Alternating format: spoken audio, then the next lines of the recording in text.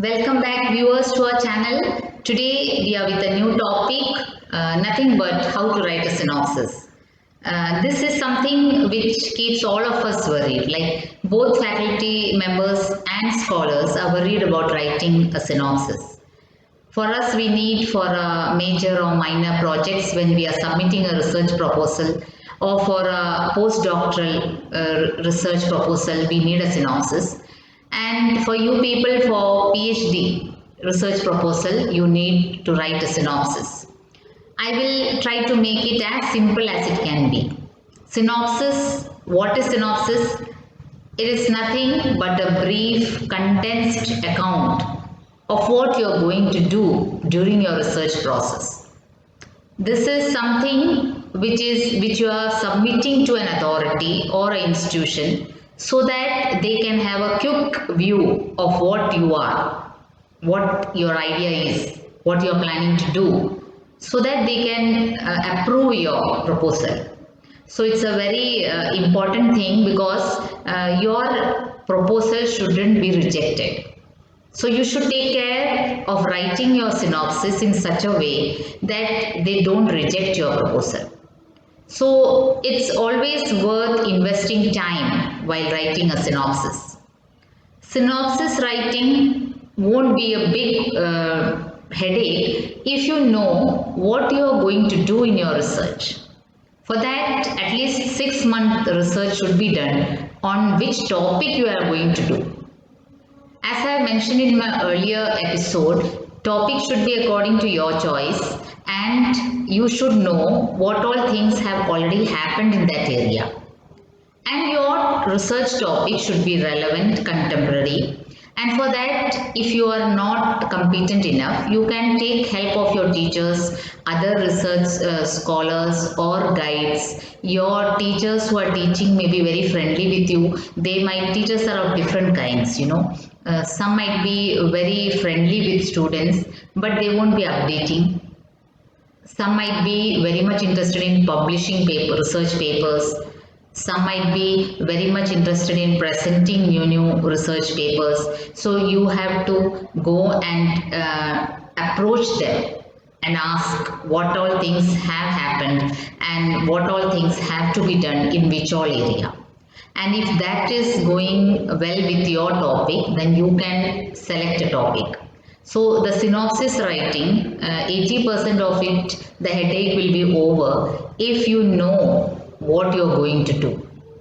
If you are sure what you're going to do, then the rest writing process, synopsis writing format is not going to be a big problem. So we will discuss what all things are there, essential elements in writing a synopsis. Actually, different institutions and different universities will be having different formats for writing a synopsis. So you have to have a look at those sites, and in the universities where you are going to submit, you have to look whether they have a particular format. And if they have given a particular format, you have to adhere to those rules. If they are saying you shouldn't exceed this many words, you should never ever exceed that limit. If they are asking for such and such font, such and such format, then it is well and good. It is easier for you to follow them. Otherwise, usually synopsis will be having a common format, which we will discuss here. Few common things which you have to take care is never make grammatical error or literature part. It should be very professionally edited.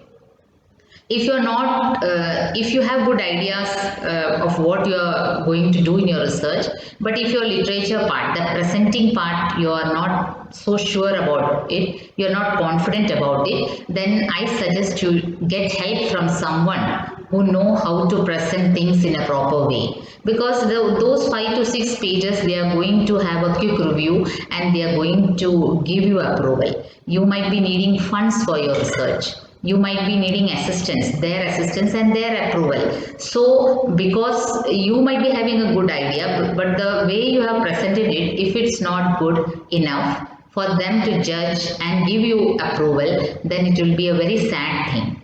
So make sure you get it edited properly. And if you keep in mind all these things, synopsis writing is not a big thing. देखिए, आप synopsis लिखने के बारे में चिंतित हैं और आपको ये शंका हो रही है कि कैसे लिखें, क्या लिखें, तो मैं एकदम सरल शब्दों में समझा दूं कि सिनॉप्सिस राइटिंग बस ये और कुछ नहीं, आप जो रिसर्च एरिया में करने जा रहे हैं उसके बारे में एक संक्षिप्त रूपरेखा मात्र है। उसके अलग अलग फॉर्मेट्स होते हैं, जैसे आप जिस यूनिवर्सिटी में दे रहे हैं, जिस इंस्टीट्यूशन में दे रहे हैं, अगर उन्होंने कोई फॉर्मेट अपने वेबसाइट में दिया हो तो अच्छा ही है, उस फॉर्मेट के अनुसार आप सिनॉप्सिस को सबमिट कीजिए। जो अगर उन्होंने फॉर्मेट दिया है तो उसे, उनके रूल्स को किसी भी हालत में ब्रेक मत कीजिए।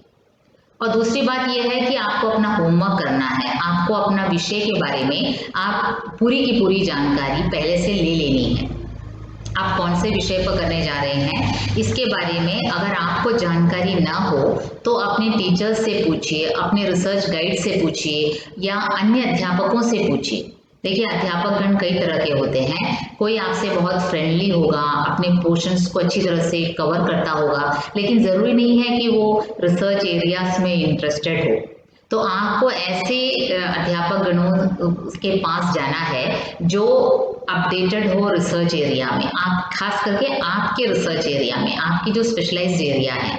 हर एक फैकल्टी मेंबर्स की अलग अलग एरिया ऑफ स्पेशलाइजेशन हो सकती है, तो आपको ये पहले जानना है। इसके लिए आप अगर थोड़ा वक्त ज़्यादा भी लगाएंगे तो इसमें कोई गम नहीं है, क्योंकि आपका प्रपोजल रिजेक्ट नहीं होना है, आपको फंड मिलना है, उसके हिसाब से आपको अपना पीएचडी आगे बढ़ाना है, और ये अप्रूवल ये 7-8 पेज पर निर्भर करता है। तो ये सिनॉप्सिस अगर आपने अच्छी भाषा में एकदम अच्छे प्रोफेशनल रूप से ना लिखा हो तो कहीं ऐसा ना हो कि आपका प्रपोजल रिजेक्ट हो। तो ये संक्षेप में ये कह सकते हैं कि synopsis is nothing but maximum information in minimum words. तो आगे हम देखेंगे क्यों देते हैं हम सिनॉप्सिस, मतलब कि वो तो हमने देख लिया, आपको अप्रूवल के लिए, क्विक रिव्यू के लिए, उनको आपके मन के जो आइडियाज हैं पूरा पढ़ तो नहीं सकते, ये मुमकिन नहीं है, तो इसीलिए हम सिनॉप्सिस देते हैं। अब कैसे लिखा जाता है ये सिनॉप्सिस, इस पर हम चर्चा करेंगे एक एक करके। जैसे पहले उसके टाइटल से शुरुआत होगी, फिर उसके बाद उसमें लिटरेचर रिव्यू, रिसर्च गैप क्या है, फिर कोई हाइपोथेसिस है, या फिर जब उसकी जो मेथडोलॉजी हैं, और एक कंक्लूजन होगा। तो ये तो कॉमन बातें हैं।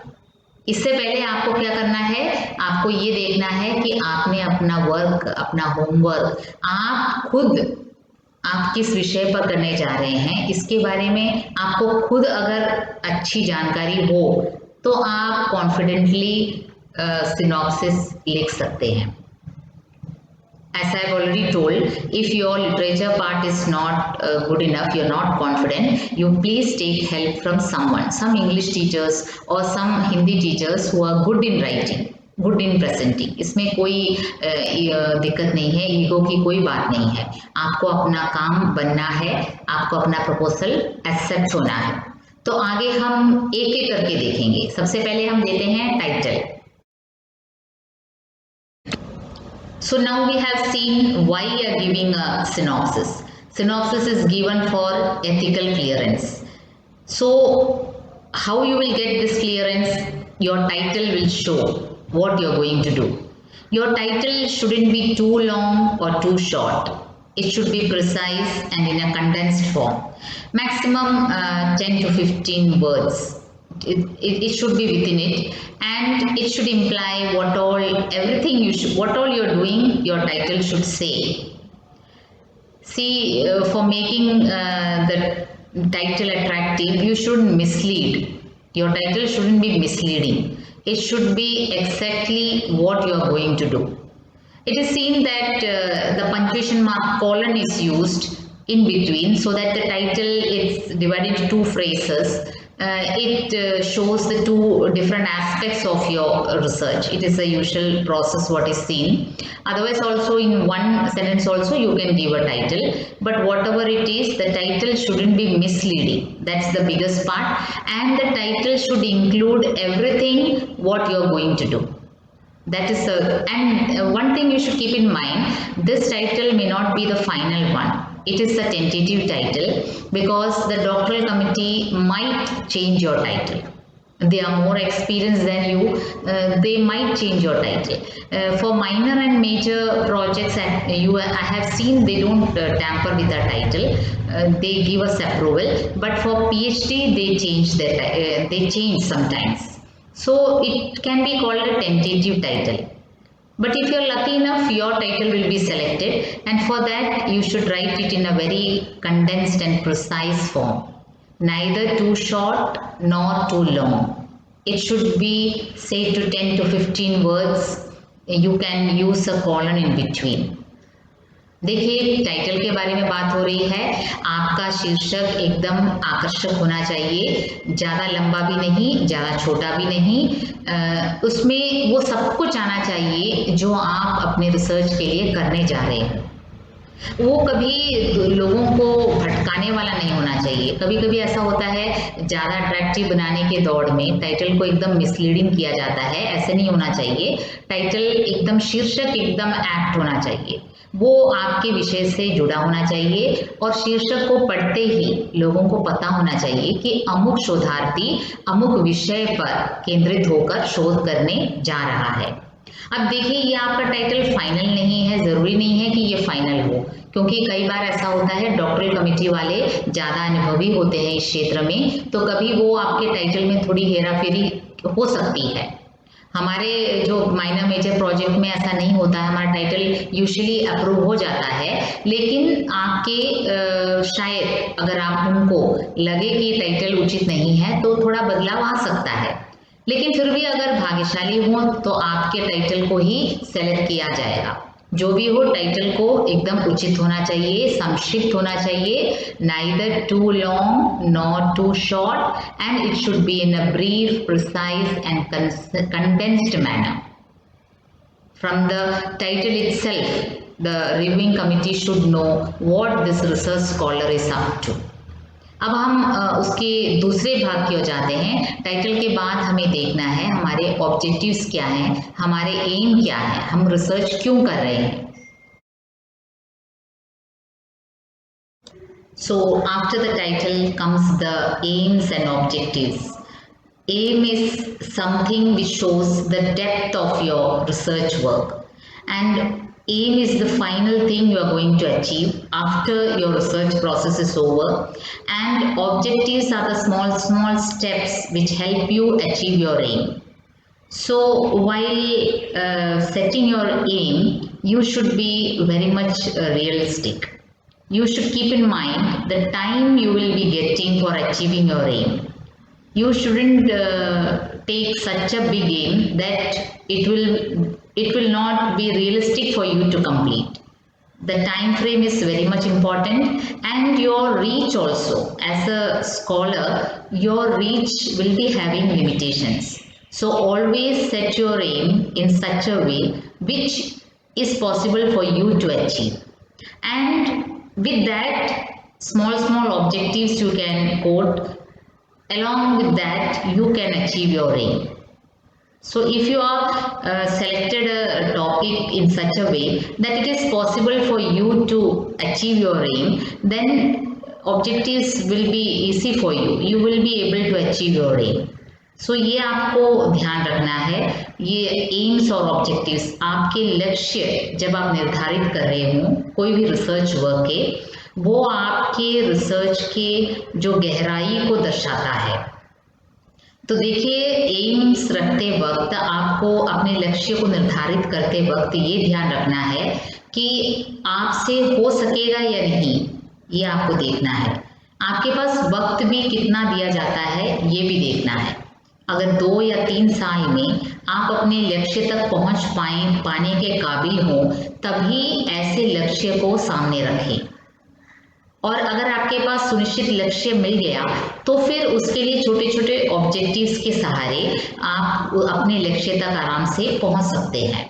लेकिन लक्ष्य निर्धारित करने से पहले कई बार सोचना है कि ये थोड़ा ब्रॉड ना हो जाए, ज़्यादा बड़ा ना हो जाए, गहराई से जाएं, लेकिन इतनी गहराई से भी ना जाएं कि आप वहाँ तह तक पहुँच ही ना पाएं। तो ये एक बात है, आपको ध्यान रखना है अपने एम्स एंड ऑब्जेक्टिव्स में। AIIMS and objectives shouldn't be too broad, so broad that a scholar won't be able to reach there. It should be realistic. It should be within your time frame. Your time frame you should always keep in mind, and your strength and weaknesses. Don't put unrealistic aims and goals, so that you in the end you will find it very difficult, and halfway students will think that I want to change this topic. This topic is not what I can finish. It is not according to my reach. So better you don't put such aims, such goals. Small objectives will help you reach your goal, but then that aim shouldn't be such a big one that you won't be able to reach. So now the next part is literature review part. We will have a look at what literature review is. So after setting your aims and objectives, the next part is literature review. And this is the very informative part, because sometimes it happens while doing the literature review, you feel like changing your title itself. Because literature review is one part where you go in depth about what has happened in this area. And at that time you will realize that what actually you are going to do has already been done years before. And so literature review is very much important. Your area of interest, what all papers are published in that area, when you go through that literature review, you will get more insight and more knowledge about what has still to be explored in your area. And if you are lucky enough, you will find that nothing has been done in your area, then you can stick on to your title and you have to quote that literature part, that published part in your synopsis. Not more than 10. 10 is enough. If you do proper exploration, you will find that whatever literature review you need, you will get. देखिए, आप अपने लक्ष्य निर्धारित कर चुके हैं, उसके बाद आपको देखना है जिस क्षेत्र में आप शोध करने जा रहे हैं उसमें पहले कुछ हुआ है या नहीं, शोध हुआ है या नहीं, ये जानने के लिए आपको लाइब्रेरी में जाना है, आपको नेट में सर्च करना है, आपको कई ऐसे शोध पत्र पढ़ने हैं अपने एरिया से जुड़कर, तब आपको पता चलेगा कि आपने जो विषय चुना है वो किसी और ने नहीं किया है, या फिर अगर किया भी है तो उसको कोई और एंगल से किया है। तो उन जो रिसर्च पेपर्स के बारे में आपको अपने इसमें जिक्र करना है, अपने सिनॉप्सिस में, कि देखो ये सब इतने काम इस क्षेत्र में हुए हैं और इतना रह गया है। इस प्रकार आपको वो रिसर्च गैप के बारे में पता चलता है। By doing proper literature review, a scholar will be able to know the research gap. Research gap is something which has been left out. Like you might be not be the only person who is doing some research in that area of yours, but what is left out, what has to be explored, what has to be done, which is contemporary and which is good for the society. So that you know the research gap. Literature review helps you in finding the research gap, and that you have to mention in your synopsis. See, such and such things have happened earlier, but see, so many things are left. So I would imply that my research topic is relevant because these are the things which are to be done in this area.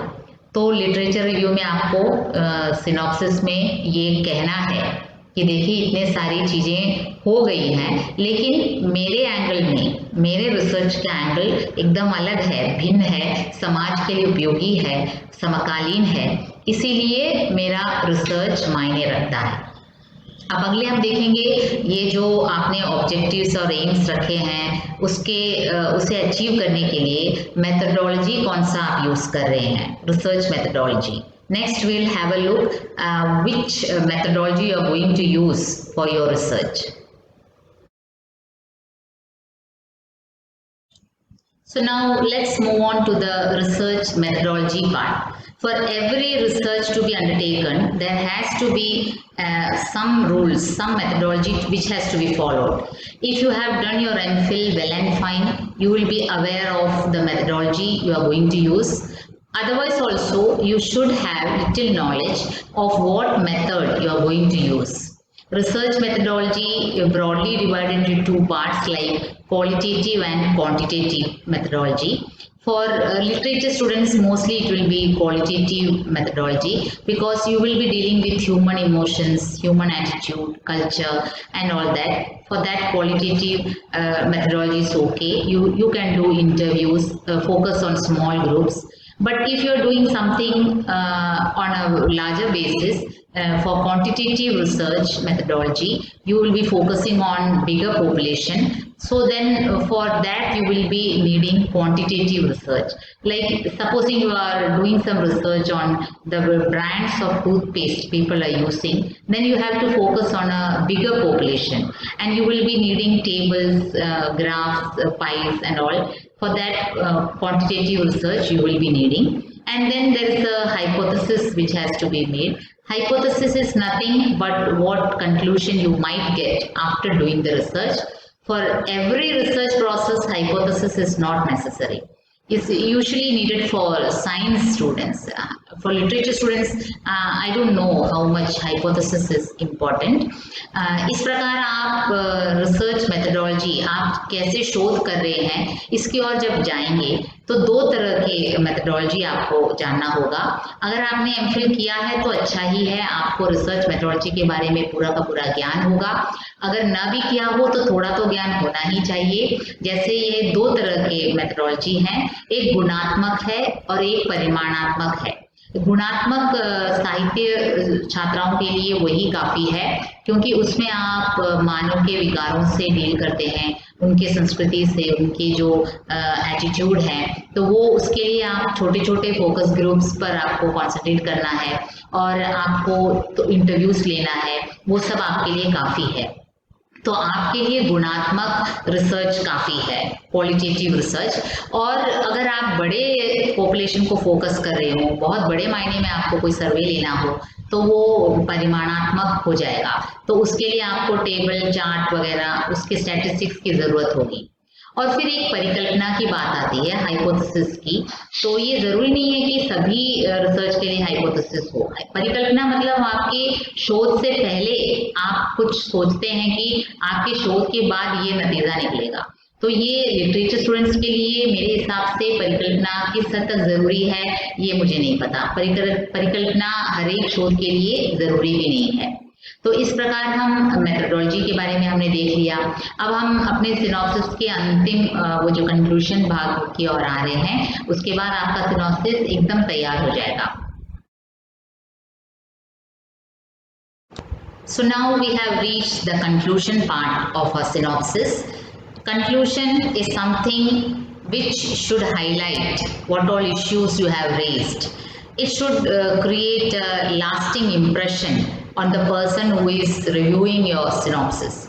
Just like an introduction creates a first impression, the conclusion should create a lasting impression. They should feel that this research has to be undertaken and they should release their funds for you. So this conclusion is a way of highlighting your area of research and the need and the significance of why such research should be done in such and such area. देखिए आप अपने निष्कर्ष पर पहुंच गए हैं आपके synopsis के, और निष्कर्ष में आपको ये मुख्य रूप से हाईलाइट करना है कि देखो आपके एरिया में जो आप शोध करने जा रहे हैं वो ज़रूरी है, वो समाज के लिए भी उपयोगी है, समकालीन इश्यू है, और पढ़ने वाले रिव्यूअर के मन में ये एक छाप एक लगा रहना चाहिए कि देखो अमुक शोध करने लायक है, इसमें कुछ दम है. तो जैसे आपके इंट्रोडक्शन में आपने एक अच्छा इमेज बनाया, उसी प्रकार कंक्लूजन भी उतनी ही केयरफुल रूप से लिखिए. क्योंकि वो लास्ट वर्ड होता है, लास्टिंग इम्प्रेशन होना चाहिए. So now once again I have to remind you one thing, that you should be very careful when doing the literature part of your synopsis. If you are not competent enough, if you are not confident enough in the writing part, you may be having good ideas of doing research, then please do take help of some professionals while editing. No grammatical error should be there, and the literature part should be, the presenting part should be very perfect. No one should reject your proposal. You should get funds for doing your research. For that you should take professional help. No error. And the font size also you should keep in mind. Usually it's 12 font size, usually they keep it like that, and it should be in the Times Roman font, and the spacing also, left side, bottom side, everything, it should be like that. Totally the synopsis will be some 8 to 10 pages, not more than that. But what you have given should be in such a way that no one should feel like rejecting it. सो मैं समझती हूँ मैं एकदम आसान तरीके से समझाने में सफल हुई हूँ कि सिनॉप्सिस राइटिंग कोई बड़ी बात नहीं है.